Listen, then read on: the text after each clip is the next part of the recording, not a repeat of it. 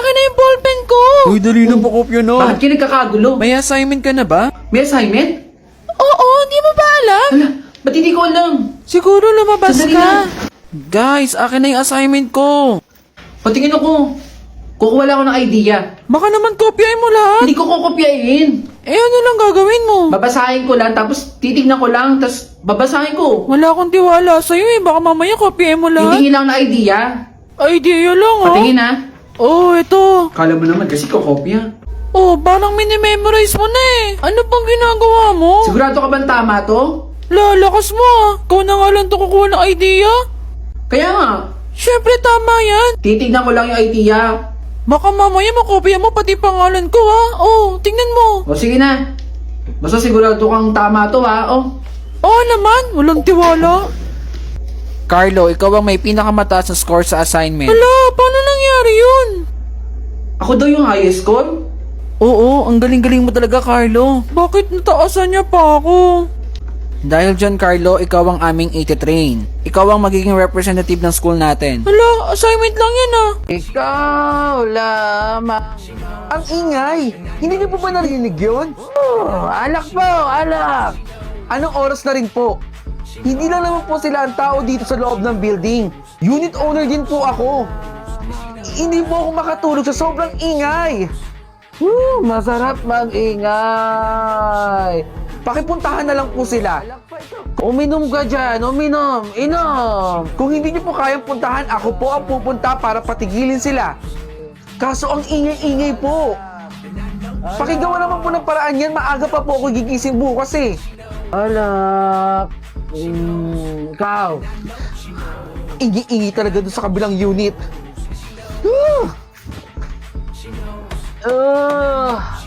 Kagabi, ang ingi-ingi na nga nila. Tapos, ngayon naman, nagpupupukpuk. Pwede ba yun dito sa kondo? Hindi talaga nagpapatulog yung kabilang unit. Saglit nga, pupuntahan ko. Ingay! Tao po! May tao ba dyan? Imposible walang tao dito, may nagpupupukpuk eh. Kuya, kung sino ka man, please lang oh, magpatulog ka naman oh.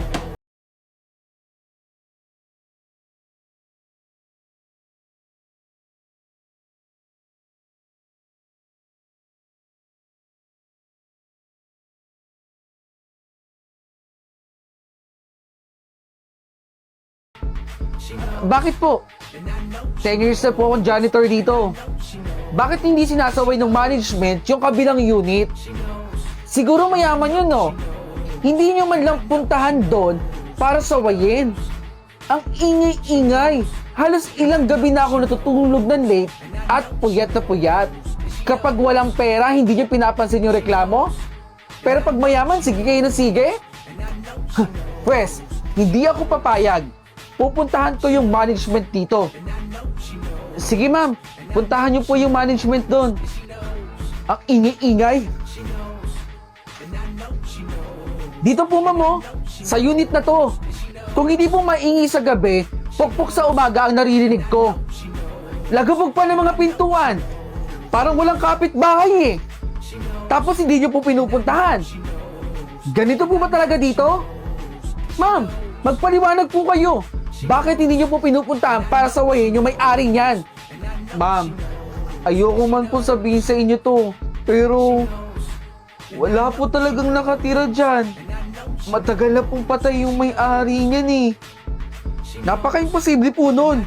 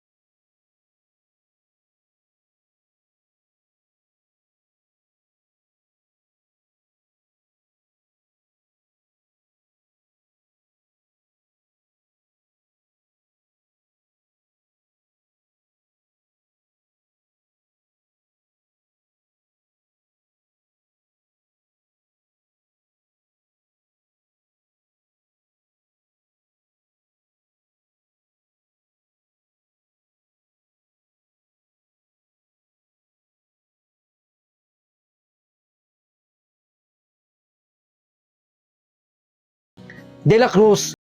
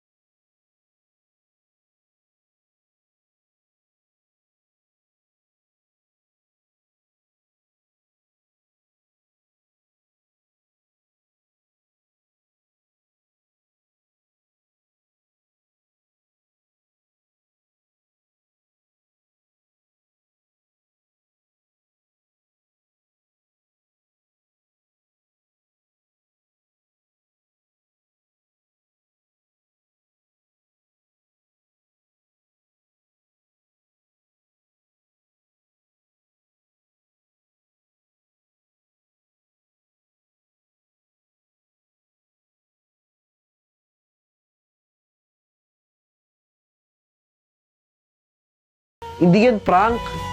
Pera. Pandagdag sa baon mo. Salamat sa mga tulong mo sa akin ha. Pambaon ko rin to.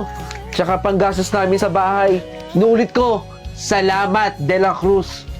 Di talaga ako nagpapasalamat eh. Kay De La Cruz ko lang ginawa to. Hello po, ma'am. Magandang araw po. Andito na po ako sa drop-off area po. Sige po. Antayin ko na lang po kayo dito, ma'am. Sige po. Salamat po. Ma'am, ito na po yung order po ninyo. Salamat dito, ma'am, ha. Sige po. Salamat po.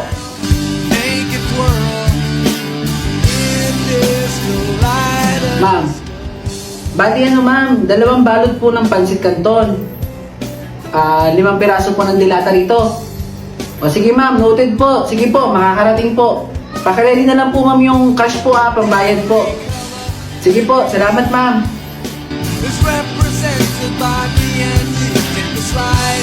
Magkano po? O sige po. Ito ho, o. Salamat po. Bakit hindi ko na siya matawagan? Buong na-scam na naman ako ha. Talaga naman ang mga bogus buyer. Walang magawa sa buhay. Panggatas pa naman ang anak ko yun. Anong gagawin ko dito?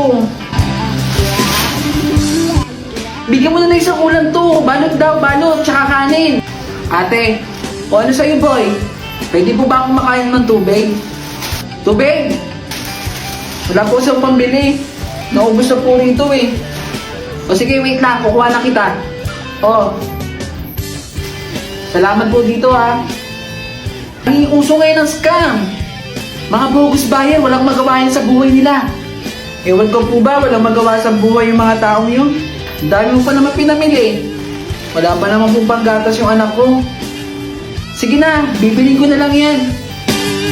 Bibilin nyo na lang po. Maraming salamat po ate. Oh, kabayan.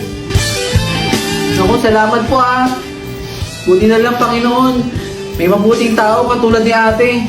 Wala ka naman, sige.